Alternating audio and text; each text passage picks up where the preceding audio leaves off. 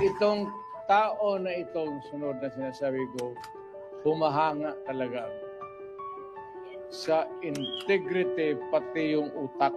Abogado, pareho kami abogado eh. Kapag nagsalita ito, hindi ko naman kilala to, but yung the constant exposure sa TV, parang natauhan ako.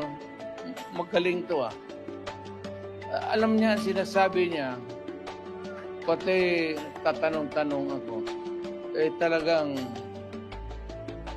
is one of the upright na tao na bira mong makita ng ganun. Yung mga bright na karihan kasi ng mga bright, mga gago eh. Haloan nila yung trabaho nila ng kagaguhan. Alam mo, ako talaga, it was I who sought him. Ako naghanap sa kanya para makilala ko siya. Talagang bumilib ako sa kanya. Marcoleta.